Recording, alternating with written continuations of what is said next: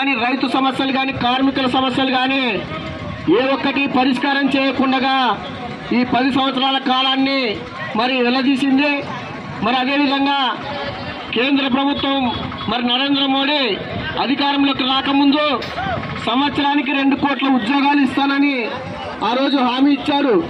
అదేవిధంగా స్విస్ బ్యాంకులో ఉన్నటువంటి నల్లధనాన్ని తీసుకొని వచ్చి ప్రతి కుటుంబానికి 15 లక్షల రూపాయలు అకౌంట్లో వేస్తానని హామీ ఇచ్చాడు. మరి ఈరోజు చూసుకుంటే సంవత్సరానికి 2 కోట్ల ఉద్యోగాలంటే మరి ఈ రోజుకి 10 సంవత్సరాలకి 20 కోట్ల ఉద్యోగాలు ఈరోజు భర్తీ చేయాలి దేశవ్యాప్తంగా. కానీ దేశవ్యాప్తంగా 10 సంవత్సరాల కాలంలో ఆయన భర్తీ చేసిన ఉద్యోగాలు ఎన్ని అంటే కేవలం 20 లక్షలు 30 లక్షల మధ్యలో ఉన్నాయి.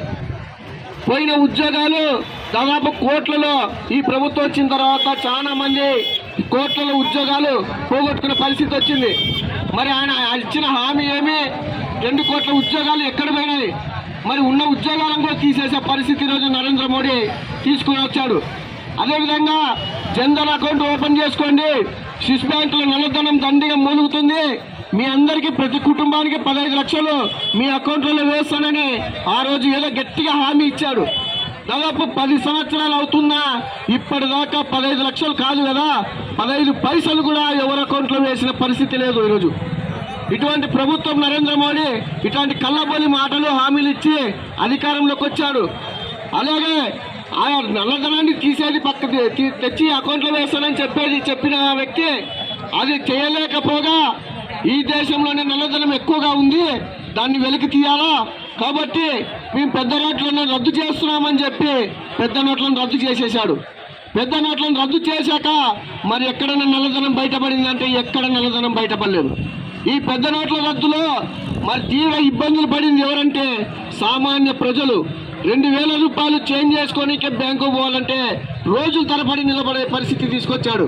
మరి ఈ దేశంలో శతకోటీశ్వర్లు ఉన్నారు, పెద్ద పెద్ద కార్పొరేట్ కంపెనీ వాళ్ళు ఉన్నారు. ఏ ఒక్కడైనా బ్యాంకు దగ్గర నిలబడి తన నోట్లను చేంజ్ చేసుకున్నారంటే ఏ ఒక్కడు నిలబడలేకపోయాడు.